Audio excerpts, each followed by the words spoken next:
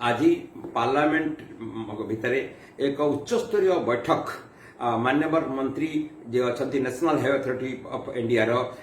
श्रीयुक्त नितिन गडकरी महोदय उच्चस्तरीय बैठक आयोजित करते जो ओडिशा लोकसभा राज्यसभा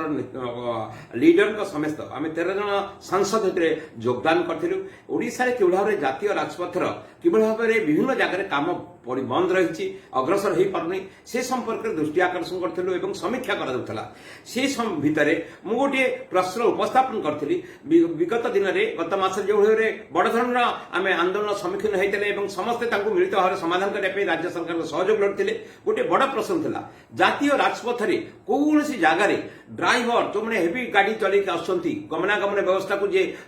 जोगाण व्यवस्था को जे पूरा भाव में कोरोना समय सहयोगिता देते जो मैंने बस जॉइन कर 200-150 किलोमीटर रास्ता कौन सी प्रकार से रिफ्रेशमेंट सेंटर बा कौन सी यात्री मानक नहीं ड्राइवर मानक नहीं गाड़ी रखापी व्यवस्था नहीं ता सुरक्षा नहीं से संपर्क में दृष्टि आकर्षण करते माननीय मंत्री आपको ग्रहण करते अधिकारी मान सहित आलोचना करते 2 एकर जगह नहीं इंडियन ऑयल कॉर्पोरेशन को आरंभ कर जो मैंने पेट्रोल पंप जो सरकारी भाव में 2 एकर संजोग करा 2 एकर जगह जो भाव में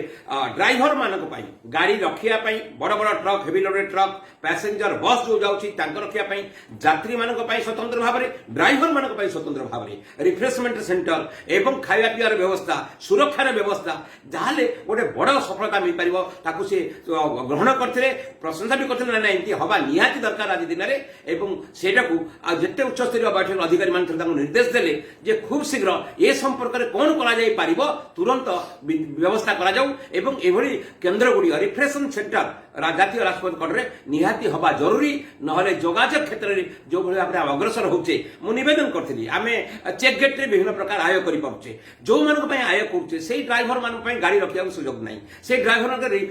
रिफ्रेश होबे सुयोग नाही यात्री माने मां पिला छुआ को धरी टिकटी छुआ को धरी जाउछंती को जगह टिके रिफ्रेशमेंट हेबे तार व्यवस्था नाही ये दीटा